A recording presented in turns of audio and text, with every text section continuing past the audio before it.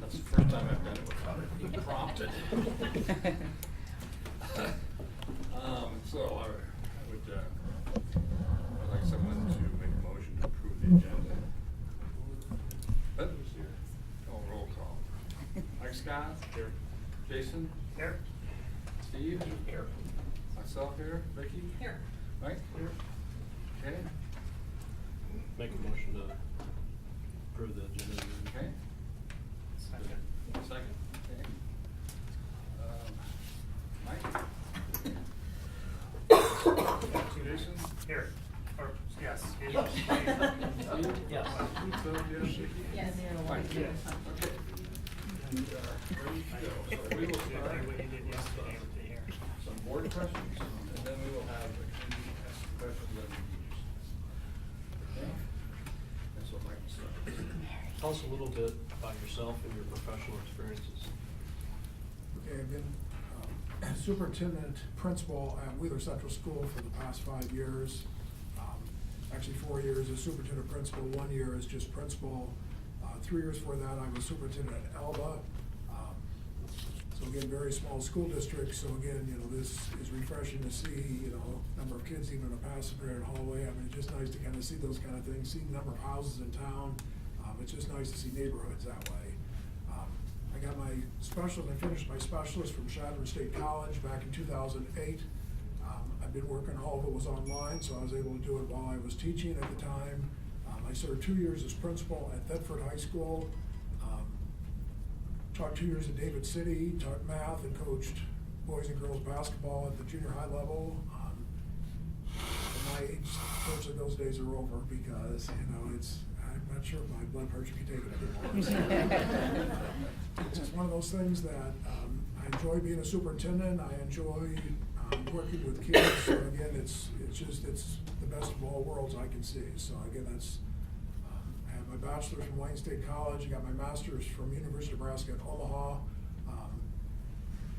And like I said, then I did my specialist work at Chadron State College. I am investigating what it's going to take to get a doctorate from UNL, but we haven't started that journey yet. So.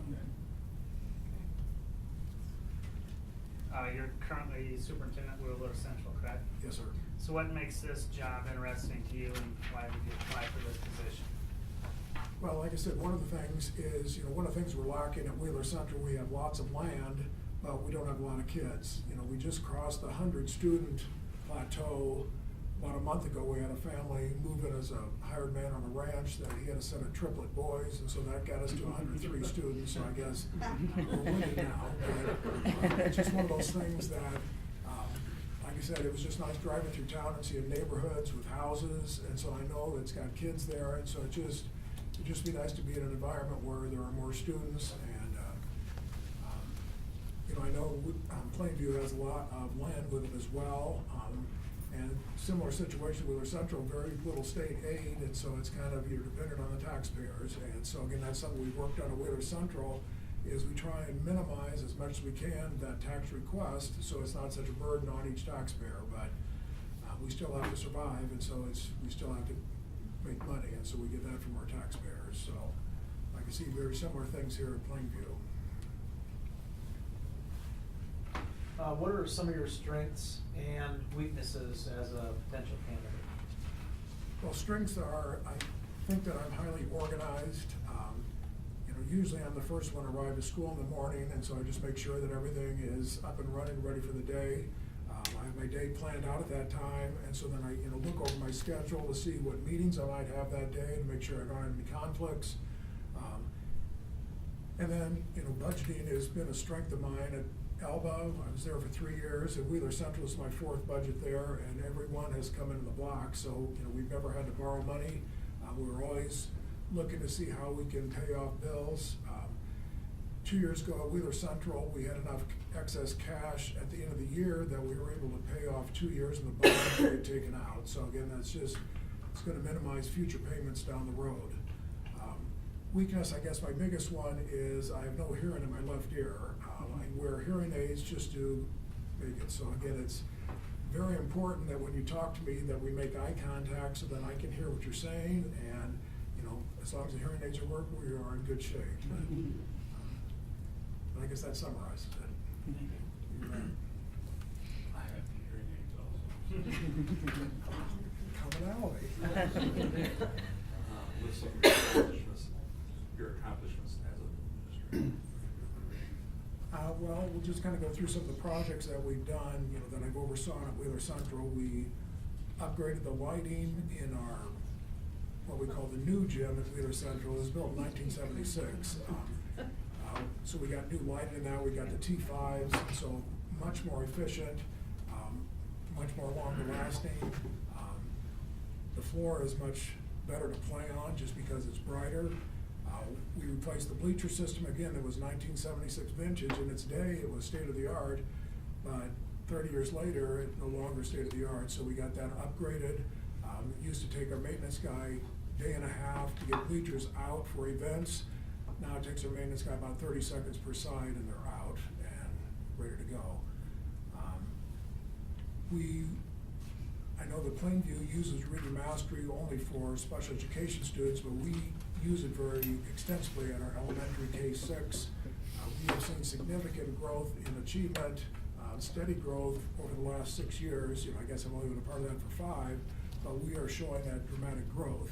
I oversaw the purchase of the Saxon Math Series for our elementary.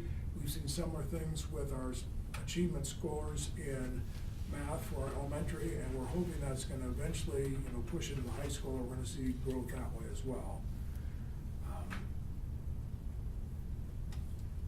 We tore down our old boys' dormitory. Wheeler Central campus used to have a boys and a girls dormitory. Finally, just before 1970, they decided to discontinue their use. We now have the girls' dormitory as our teacher apartment building.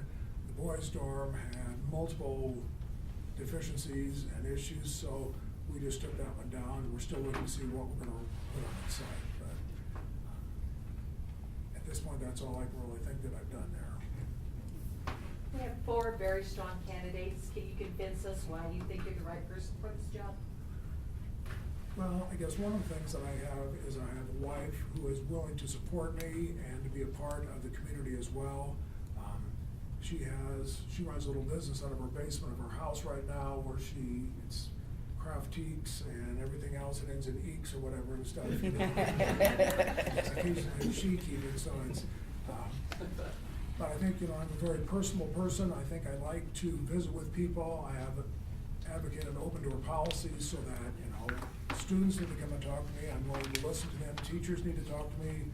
Board members who want to talk to me. I'm willing to listen to those kind of people. So it's one of those things that I'm making the offer, and I would certainly back that up. I'm a very honest person. I do not lie. I just find that, you know, lying just means that you're going to have to keep remembering that same story that you told or whatever. So it's easier to tell the truth and just get it over with from the start. Okay, thank you. So what do you do for recreation and things to relax? Well, my wife wasn't here, I'd say I just golf and read.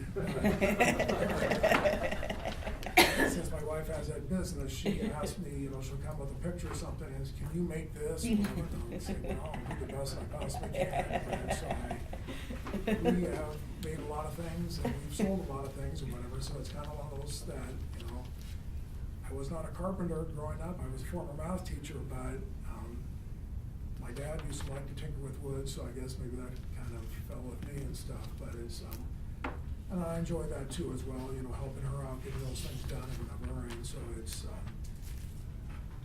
know, golf being number one thing. I mean, living in a community that has an actual golf course. I mean, right now I play on our football field at Wheeler Central, and I just imagine one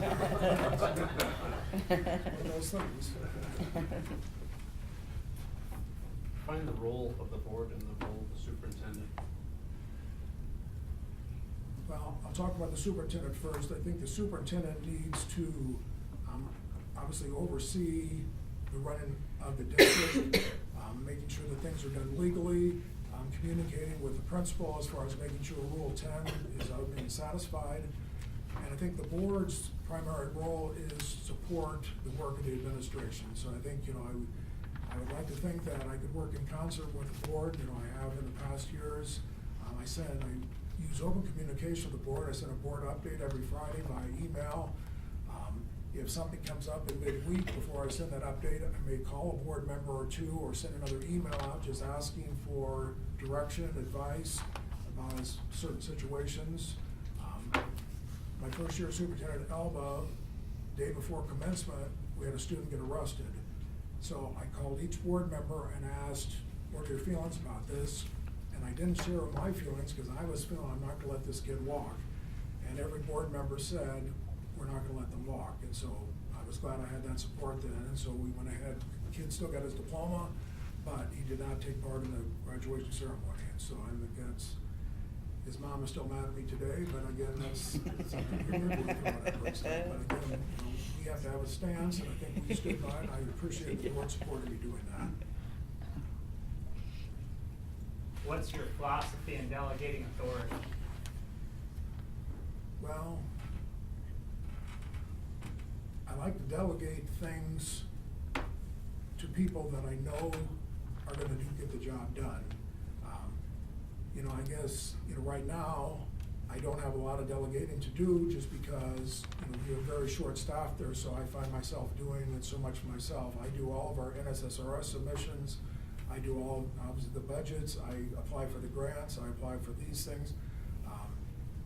It would be nice to be able to share that load with somebody else, and I know the principal here, and I know that she is more than capable of taking on some of that responsibility, so it'd just be nice to have somebody else to share some of those things. She doesn't do NSSRS. Well, let's put in negotiations. Fortunately, the secretary in the other office does, and they're very good at it. Whoever does this works on me, that's great. Mike, that's exactly. How do you maintain that accountability? Well, I have a high degree of visibility. I like students to see me in a variety of places. We attend a lot of games, we attend concerts, plays, whatever that are happening at the school. We would like to find a church here that we could belong to and, get involved with that as well. And like I said, with the board, I'm very honest, and I guess I would like the board to be honest with me also. And so, when we have my evaluation, I wanted them to be considered doing an open session, and we'll just go through it that way as far as, because I don't have anything to hide, and, I'm hoping the board doesn't either, because it makes a very nice working relationship that we can be very open with each other. How would you work with the principal? You were Well, like I said, I've known Mrs. Novicki for quite some time, and, it's always been professional, and so I guess I just see that, I know she can do her job here, and so I would, like I said, if I could have some delegating that I could hand to her to do some things or whatever, I think we could make that work, because I know she has the professional competence to do that. It's just a matter of making sure we're all on the same page. At my current school, we have an administrative team that meets, and it's 5 people that are just a variety of positions around the district, and we meet every Wednesday morning, and we just kind of look at calendar, we look at, possible decisions we're gonna make about things. At our school now, our girls have qualified for the state tournament, so we're talking about, okay, what days we're gonna take off for that, and, okay, do we have days in the calendar that we can make sure, because, this is a rougher winter than we've had the last few, and so we're gonna have to look at, maybe we've had some possible optional days towards the end of the year, and those may become more mandatory, so we're looking at those. But those are things that we discuss, and I would like something similar, if I were hired to do that here, where I would definitely have the principal, and then maybe, some other people that we pick, if they're willing to do that, and then make a similar type of arrangement going on here. So we are, like I said, we're all operating on the same page, we all have a common goal, and so we just wanna making sure it works. What are the main things a good principal does? Well, a good principal oversees the schedule of the day, making sure the teachers are all in their proper place, or doing their jobs. So they would be principally responsible for doing all evaluations. The superintendent probably would take the evaluations of the classified staff, and then I would would definitely do the principal's evaluation as well, but I think her primary roles would be scheduling, if there's any discipline problems, and doing teacher evaluations, and those are big jobs. Have you ever been involved with the teacher negotiation process, and what do you feel would be your job, your part of that process? Well, I've not been particularly involved in the current district. The board likes to do it themselves there, and then the teacher negotiation team. What I do is I supply information, I give them what other districts are settling for, about insurance updates, anything else that's gonna be negotiated, I get the information for that, and I present that. Again, if the board would like me to be a part of that, if I were hired here, I would be more than willing to do that. But again, I've been more of just a gopher, I guess, in the process. Are you familiar with the financial accounting system and budgets? And have you ever done a school budget before? I have, I've done 7 school budgets, and like I said before, every one of them has finished the year with cash ahead, so we've never had to borrow money in any situation. We have, it's a matter of, what I see is making sure that we are taxing things that need to be for the future, like special building fund, making sure we keep money going to that. Bond fund, that's a payment, like at the school we have right now, we have to make 2 payments every year on that bond. So we make sure that we tax for that, so that we are getting a little help from the taxpayers to do that. And then making sure that at the end of the year, if we do have some excess cash, that we spend it properly. Like we put it in appreciation, because, if we're upgrading computers, that's a good place that we can use that out of. Making sure that we're have all the grants that we can possibly apply for. REAP has been a big help for us. We got similar to what the entry system is here, we got in all the buildings at Wheeler Central. We're a little more widespread. We've got 5 buildings on our campus, but each one of them is secured, so that each teacher, staff member has a key fob that they're able to get in and out of the building with no problem. High school students, we give a code for, so that they can get in and out, when they need to. Elementary students that travel between buildings, we have a fob in each classroom, so that when they go to another building, that they can but we used REAP to pay for all that, so we did not have to use anything out of any of our funds in order to pay for that, so that was fairly expensive. How do you think the superintendent and the Board of Education encourage great teaching? Well, I think, using my board update every week, I can share with the board the great things I'm seeing in classrooms.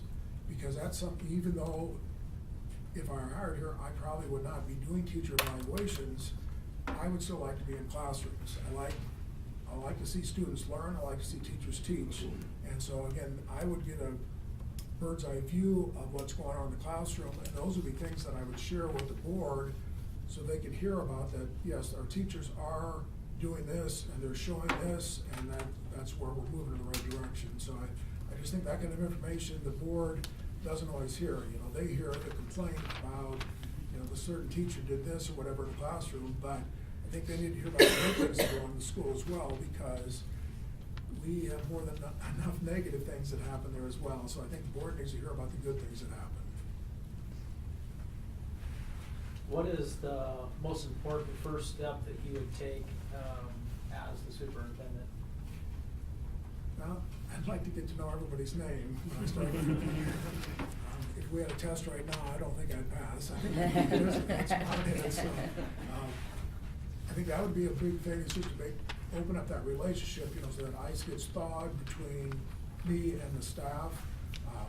Also, I would like to be more welcoming in the community, as far as, take the time, if you go to a local grocery store, maybe talk to some parents there or whatever, just so that they know who I am, and so that if they do feel like they have a problem, they'd be certainly welcome to contact me at any time they need to. So I just got a letter from a parent in my district right now saying about, we need to look at 2 of our subject areas at the high school, and so that's something I'll share with the board, in the next meeting, so that, and they've already been thinking about that. So I think just making sure I know everybody I'm playing with, I guess that's what I want to do, because that's important. I think that you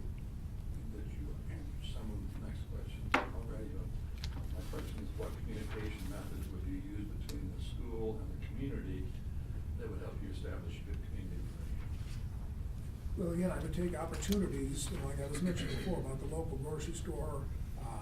I think going to games and things is a good venue to, you know, maybe sit down next to a parent and, because maybe you've heard some things that this parent has been saying, and maybe get it clarified right then and there as far as, you know, like, you know, what's your concern, you know, let me know what it is so that we can get this figured out and maybe get a solution. In my current district, I always write a newsletter I write an article for the newsletter that goes out every month. And so it's a way that I can kind of share what I'm seeing about things and, you know, make sure that everybody's seeing that I'm seeing those same kind of things. And I guess that's, you know, communication is important, you know, and so I guess all those little incidental visits that you can have with the community, I think those are important because you want to make sure that they feel I'm approachable also. How do schools improve? Schools improve by looking at what they're doing and looking for ways that they can do it better. You know, when the State of the Schools report comes out every fall, you know, districts obviously get to see what their NISA scores look like last spring. And so then, maybe it's a time that then teachers start talking amongst themselves about, well, how can we improve this? You know, what steps can we take in order to make sure that we are showing gains in these specific areas? Because if you ask the students, well, yeah, the work's hard, you know, so we're just, you know, we're doing that. But, you know, I learned a few years ago that they've now changed the 3 R's. Now the 3 R's are relevance, rigor, and relationships. So I think that's important that we're understanding that we need to make sure that students and families understand that we're all in this together and that we are there to support not only the student, but the parents. If they need support, we're there to help as well. But again, what we're teaching our kids, we need to make sure it's relevant because, you know, so much of what they hear is, yeah, we learned that last year, whatever. We just to make sure that we are keeping it current so when they graduate, they can look back and say, wow, what I took in high school, I could take right to college and I could move right ahead and go on forward.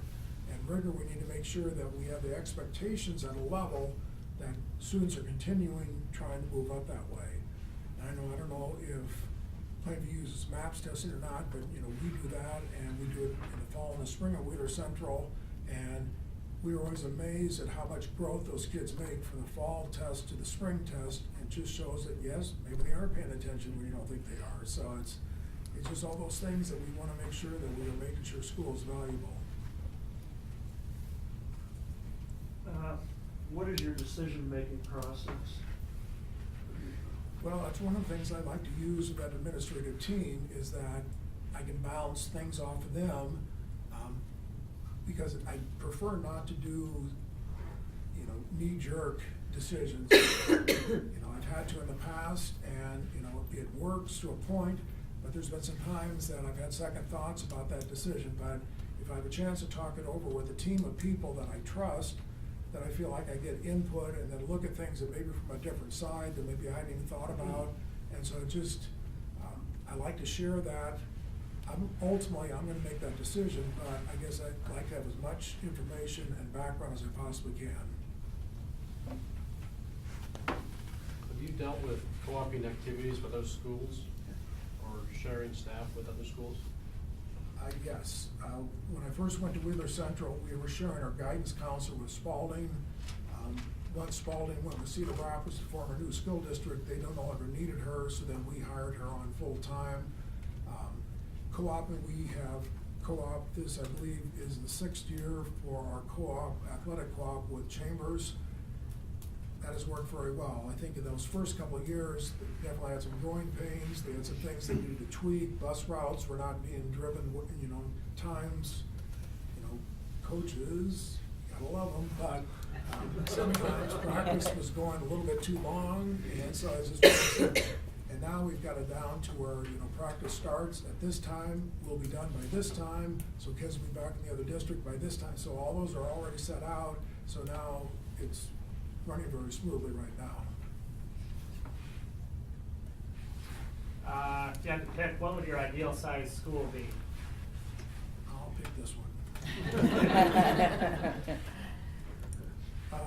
I guess I would like to be in a district that has, like, said, classes full as far as, teaching, teachers are teaching in a comfortable, as far as they're not having to have a class in a room set for 25, they've got 40 in there, I don't think that's appropriate.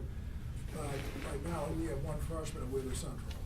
So obviously, she's thinking, am I getting everything out of this year or whatever? And so we have combined some classes so that we can work around that, but I just see that I would like to be in a district where every class is about the same size, and so that, things just flow better that way, I feel. How valuable do you feel technology is in the school? Well, I don't see a limit on how valuable technology is in the school. I just feel like, once we graduate students out, the expectation is that they are going to be computer technology proficient. I mean, every student probably has a smartphone, every student probably maybe has a laptop, if not at school, at home. So they are getting access to technology whether the school likes it or not. So I think the school needs to be kind of the overseer of all that, so that we make sure that we are sending out very competent graduates into the real world, because the real world's not gonna wait for these people if they walk out and say, well, no, I've never used a laptop, or I've never done this. Well, a lot of starting jobs right now that's an expectation, and so again, we just need to make sure our graduates are ready for that. Do you have one-to-one in your school? We are at the high school, yes. And they actually had started that 2 years before I got there, so this, I think, is the 7th year they've been doing that one at the high school. We are not at the elementary, but we have purchased iPad minis that classes can check out, and so the whole class has an iPad mini they can use, and we're seeing that we got some teachers that were reluctant to use those, and now we've done some trainings, we've had educational service units and some trainer, and we definitely stepped up a little bit that way, so we were moving in the right direction. Discuss a difficult personnel problem that you dealt with, how it was resolved.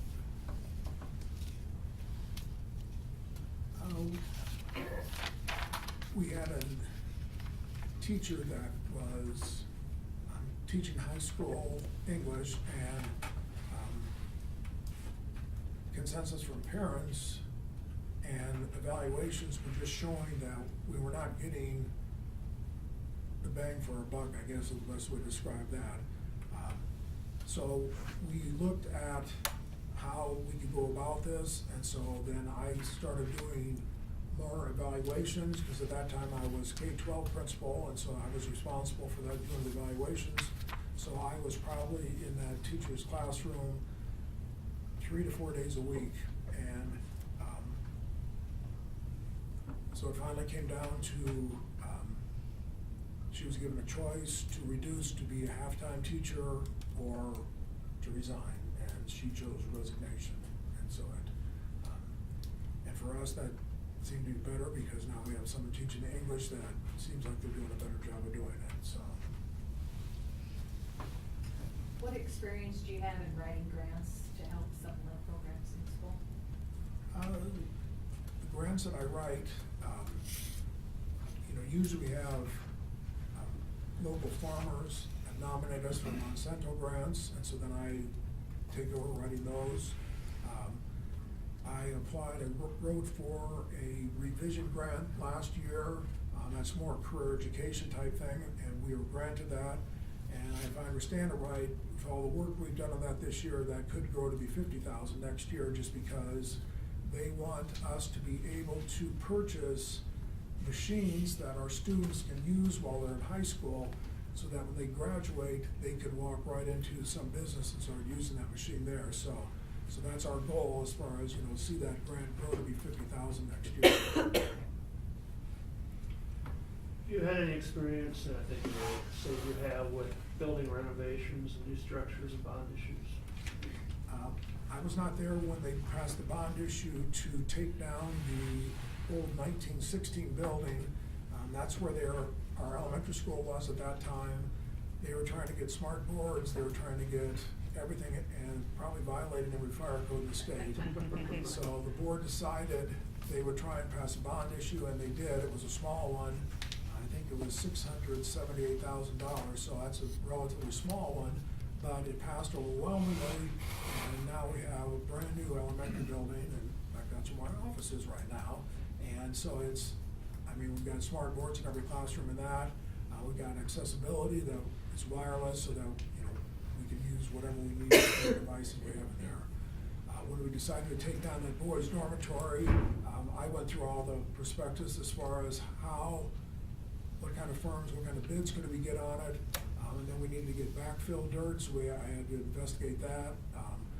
We had to find dumping sites since there was asbestos in the building, then we had to find out places that can mitigate the asbestos, and so we got all that taken care of, and so it's, unfortunately, the day they decided they're gonna take it down, it was minus 15 out, which made hooking up the hose to the hydrant and watering it down before they started a little bit interesting, but we did it, and it worked. And so I guess, it's kind of the firm we used, where they said that they'd take it down so many buildings, and we didn't put a drop of water on them. I said, but did you do that legally? And so he couldn't answer that, so.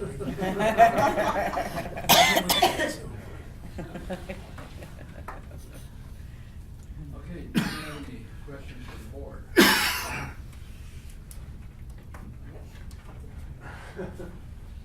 Only a few.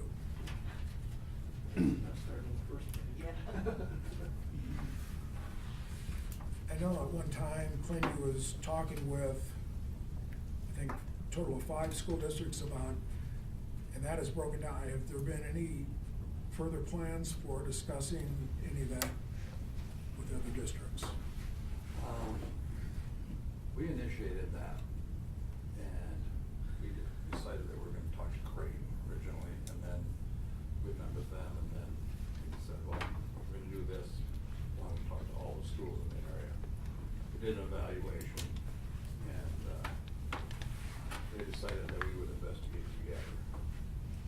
And we had quite a few meetings. We investigated it for 2 years, and when we got to that point, we decided that we should do a survey of our district, and we did, and we had 80% of the people against the consolidation, so we were the first ones that got out of that. And then the other ones, the other 4 went on for a little while, and then also got out. And so the other 3, I think, are maybe having a few discussions, I'm not sure. But we didn't have support of the community, so we decided. We have talked to Creighton and Osmond about co-oping athletics, and we probably need that. And, particularly in junior high, I'm not sure we can have a junior high football team next year. If we're gonna have enough kids. We have some kids, but we don't have enough kids that go out. And so that seems to be more of a problem, not just here, but other places too, so we're working on that. We would like to co-op this. Okay, thank you for that. I can share Wheeler Central and Chambers are in a very similar problem, even though we're co-op right now, or junior high. For some reason, we have no boys. I mean, we have, Wheeler Central, we have 1 7th grade boy this year and 1 8th grade boy. Chambers has 2 7th grade boys and 1 8th grade boy. So we didn't have enough for football, so St. Mary's did not have enough for a team, so they asked if they could send, they had 4 boys, so they sent those down. So we were able to play junior high football this year, and they even won a game this year, so I guess. Basketball-wise, we played with 5 boys this year, and it went from ugly to worse, and then when he got his arm broken, and we're playing on a Spalding Academy, 4, so basketball was out, so, but that's interesting.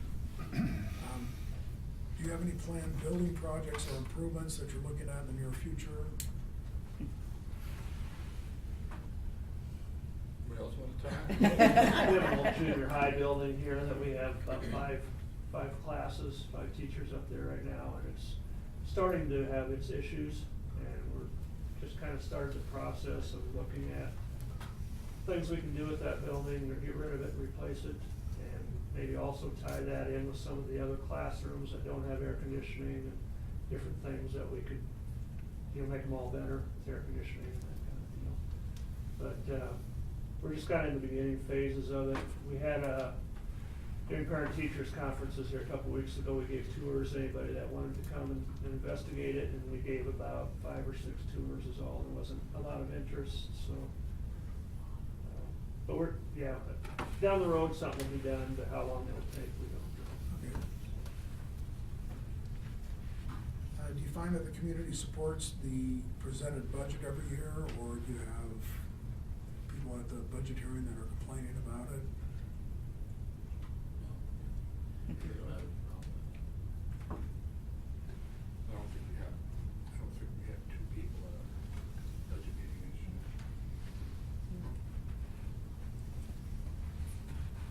Our district is pretty good.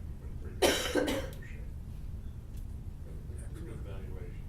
And I think our levy was 56 cents this year.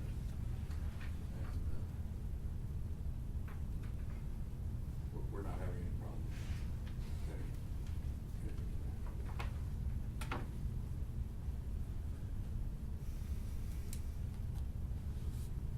If I were hired for this, does the board pay superintendent's membership dues for like Nebraska Council of School Administrators? Thank you. I thought I was gonna say for golf course.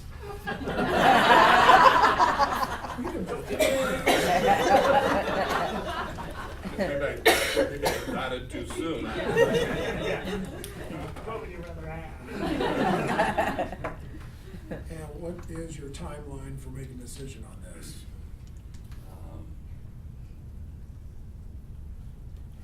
Next couple days for sure.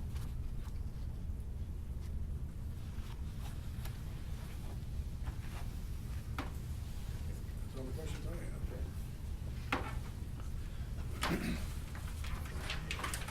A big break? Yeah. Let's take a short break here. And then we'll go.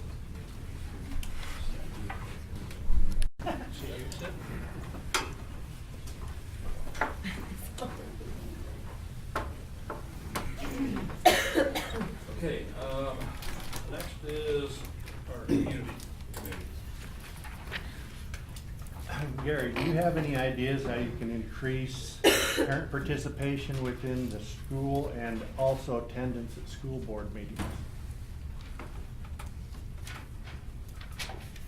Oh, I guess, it's that old movie, I think, with Kevin Costner about Field of Dreams, I think it was, build it and they will come. Well, I think we just need to show people that the good things that we're doing here and get that word out, and so that they want to become a part of that.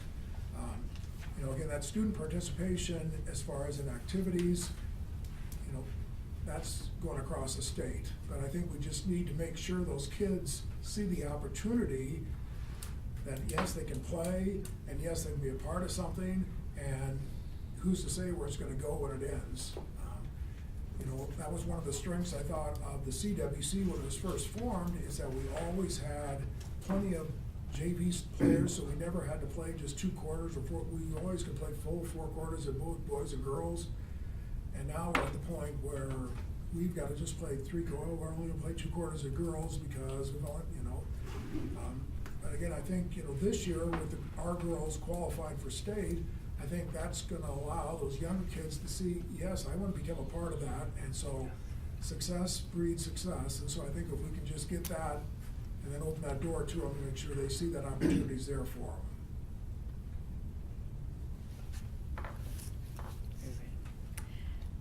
What do you consider to be your greatest contribution to the school and districts you have worked in? And in light of that, what do you feel you can bring to our district? Well, Well, I think one of the things, I feel I bring a high level of energy when I come there because, you know, people see me doing a wide variety of tasks. You know, if the basketball floor needs to be wiped out at halftime and the maintenance guy's not, I'll go ahead and do it. If, you know, during school, if, you know, something needs to be done, then kids see me helping out doing something like that because I just feel like, fortunately, I have very good health, and so I like to express that and show that, so I can just demonstrate that I'm out there, you know, we're all in this together, and let's just make this a group effort and make sure it moves forward.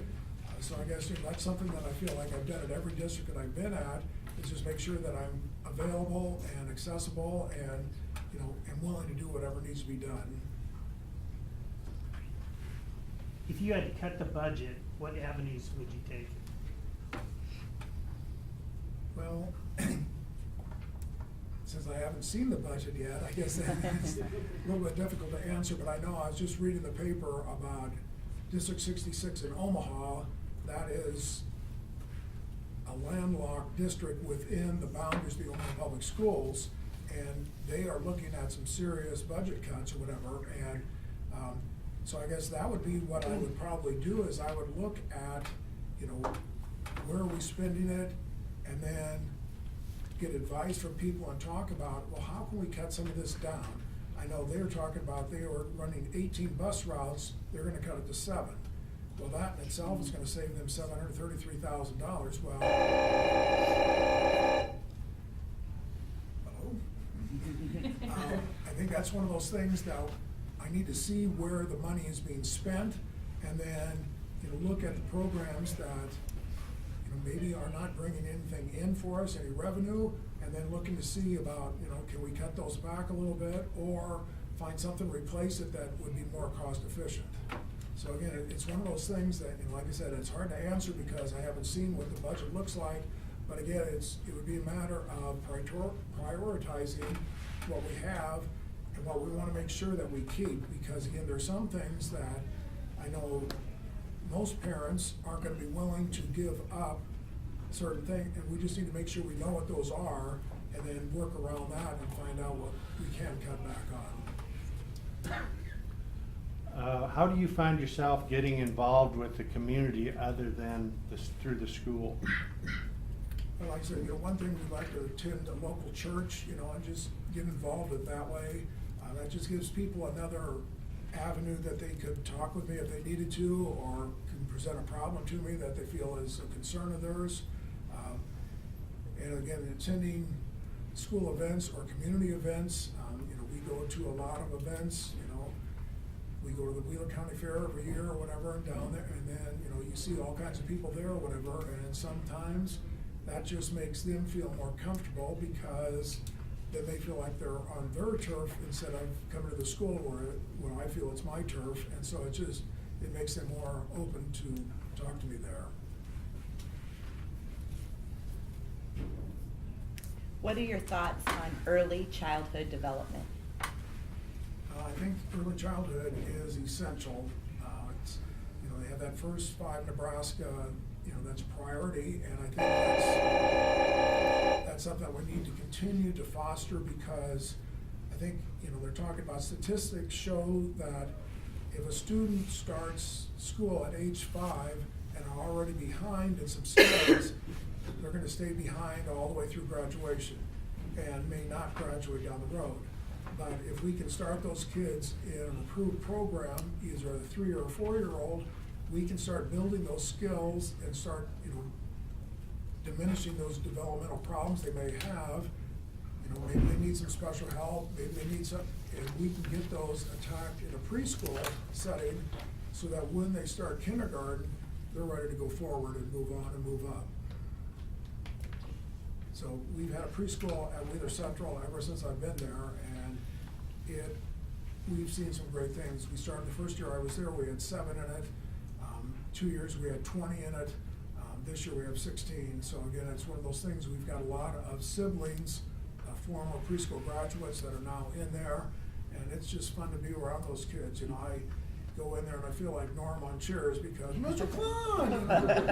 Yes, here I am. So that's where, a stressful day, I go in the preschool room, whatever, and it feels like life's okay. So.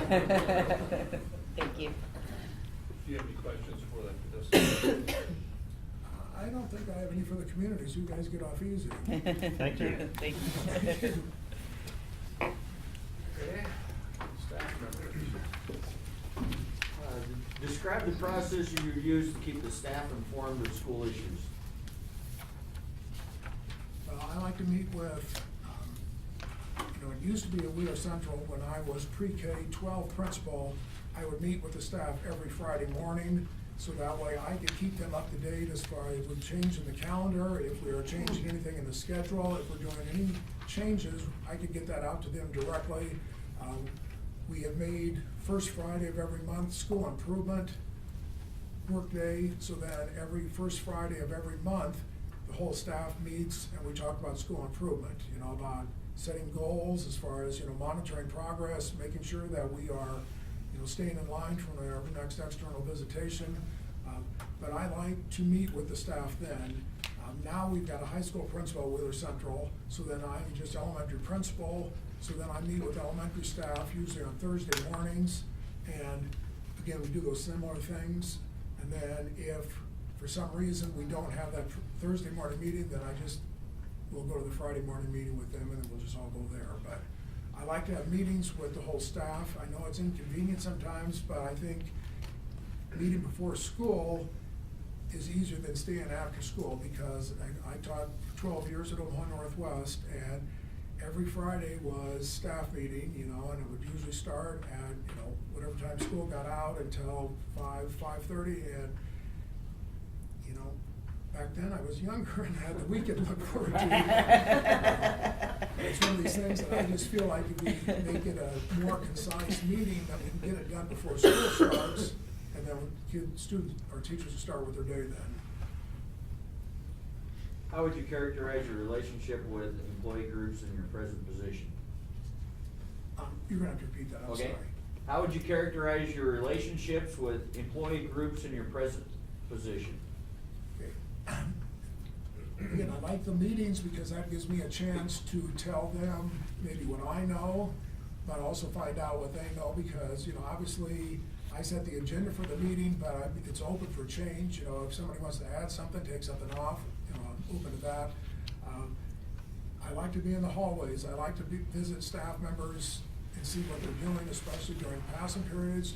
I like to get around the classrooms and just see, what they're thinking that day or whatever, and just find out how things are going and making sure that they need something, that they can't be afraid to come and talk to me about it, and we can see what we can do as far as to make sure they have it, because, again, I see that as probably my biggest role, is to make sure that teachers have everything they need, they feel they need to be successful to teach our students, and I guess I don't have a problem with that.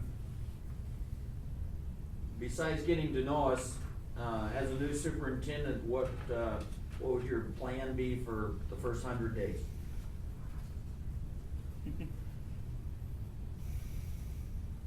Well, hopefully after I get to know all the staff, I'd also like to get to know some of the students too. It's just one of those things that I just feel like I'm more connected when I can see a student in the hallway or a teacher in the hallway and just say hello, and just greet them by name and maybe shake their hand or whatever, and just make sure that, they know that I'm available if they need to talk to me about something. The number of students you have here, I don't know if I can get that done in 100 days or not. Hopefully I'll get the staff known in 100 days, for sure. Gary, what role does the superintendent have in enlisting parents as partners in the education of their children?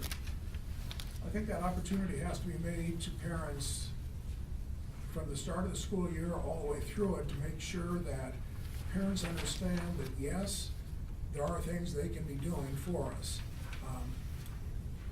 Because their student is an extension of the parents.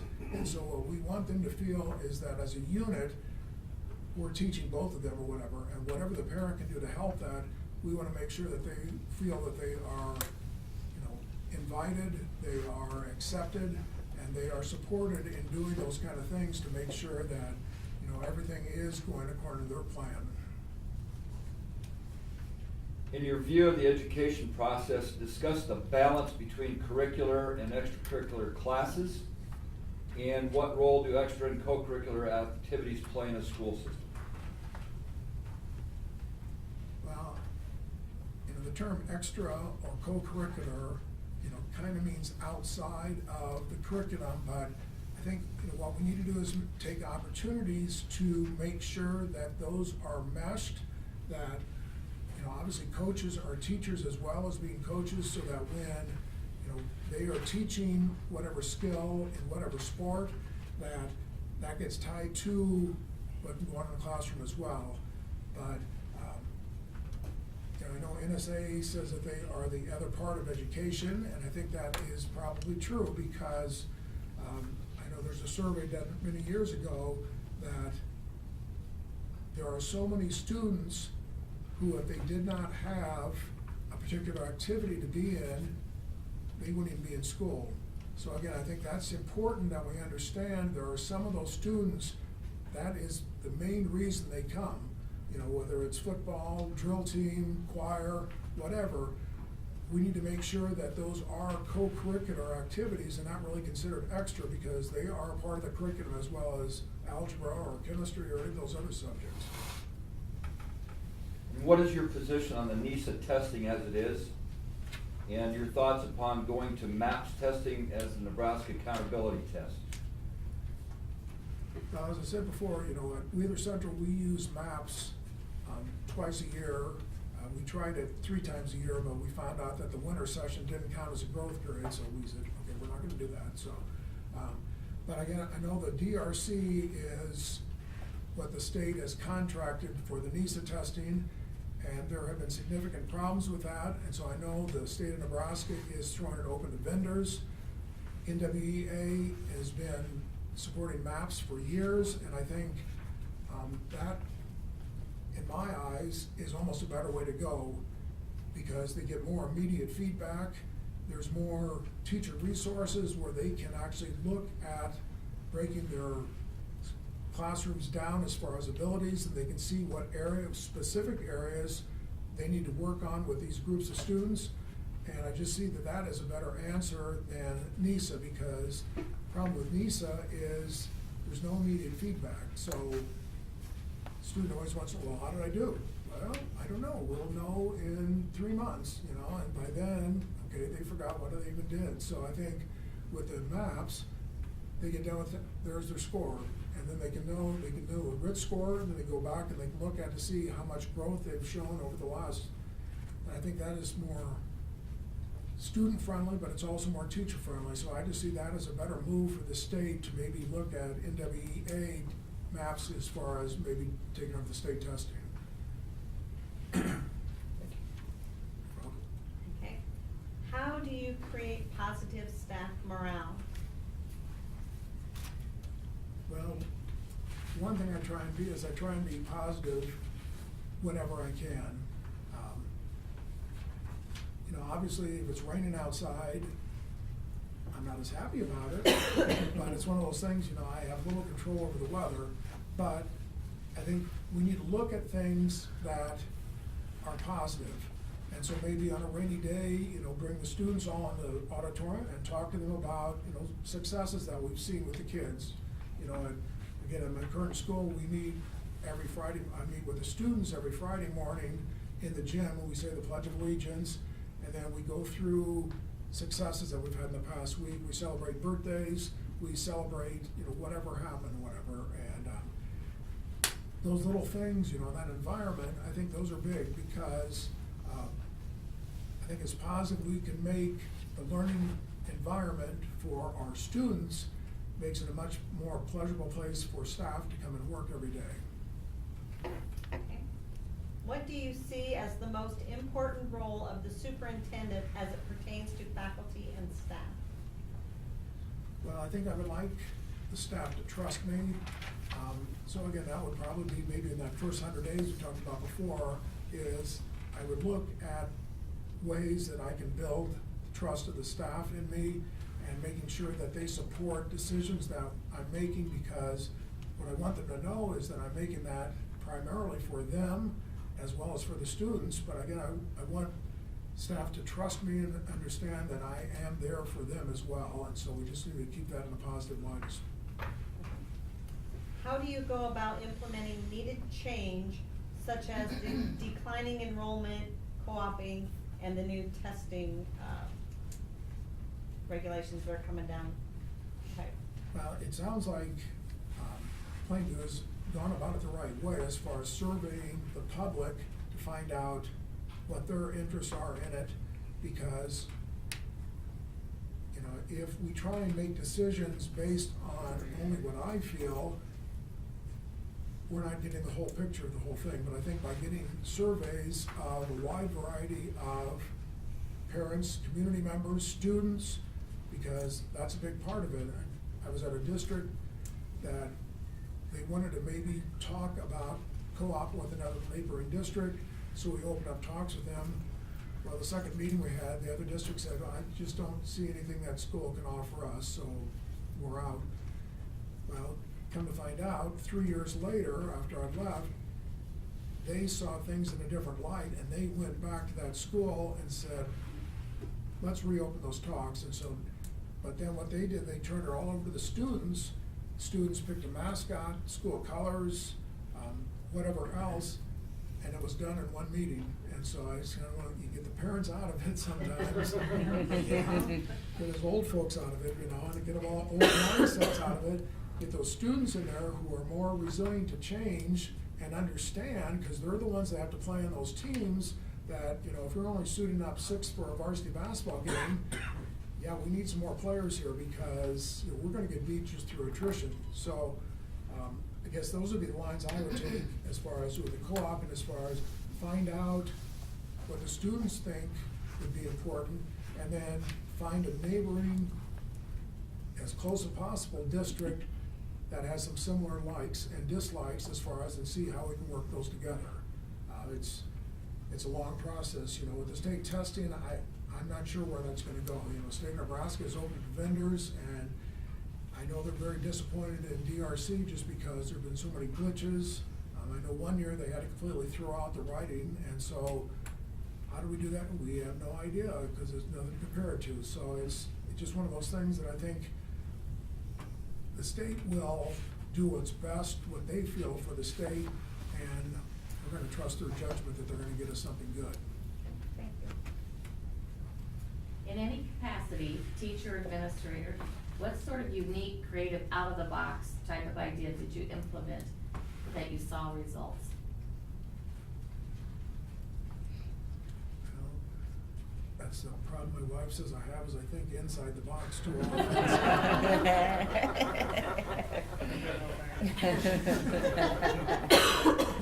I'm trying to think of something.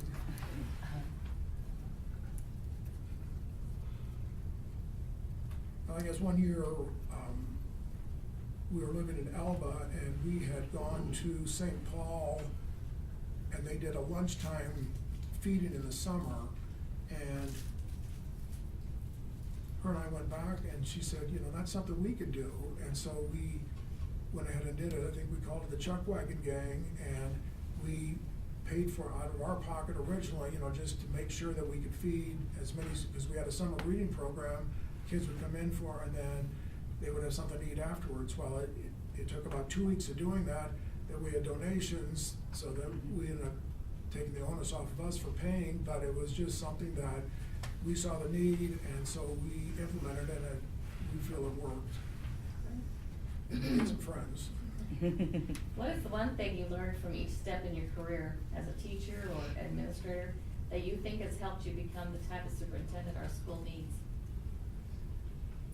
As I said, I started my teaching career in Omaha Public Schools, and so I worked with a wide variety of ethnic groups. I worked with, my first coaching job was assistant girls basketball, and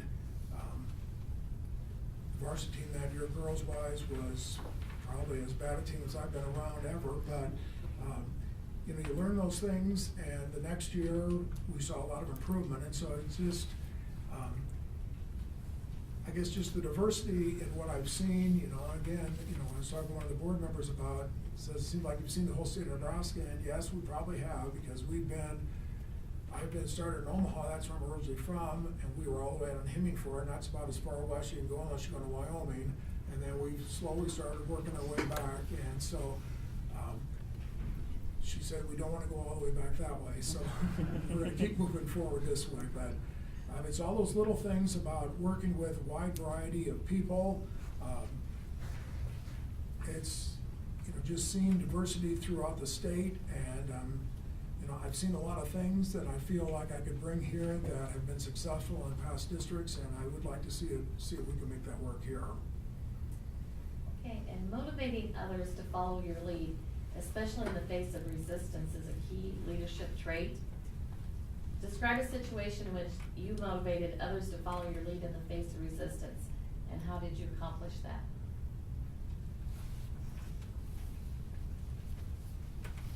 I guess the best example would be when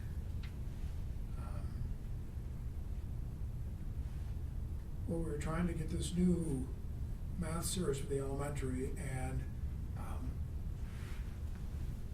because our scores were pretty stagnated, you know, we just weren't seeing much growth in there or whatever, and so I got 3 different textbook series, and I brought them in, and I told the teachers, I said, use these wherever you can in your classroom, and then I gave them a specific date that we're going to decide on which one we want to go with, and that's the one we're going to purchase. And so the teachers did. They took each one of them in their classroom, and they went ahead and used each one of them, and then by and large it came down to Saxon was what they felt is the way that we needed to go. And obviously there was a lot of resistance because there was, I can't remember what the one was, and they thought that was the best thing or whatever, and so it was a matter of just talking to them about, you know, okay, tell me again why you feel this is the better way, and then it was more or less just coaxing them to look at Saxon again, and then we ended up purchasing that, and we brought the trainer in, and so then we made that work, and we've seen nothing but growth in our math score since then, so again, that's been very positive. Do you have any questions for Dean?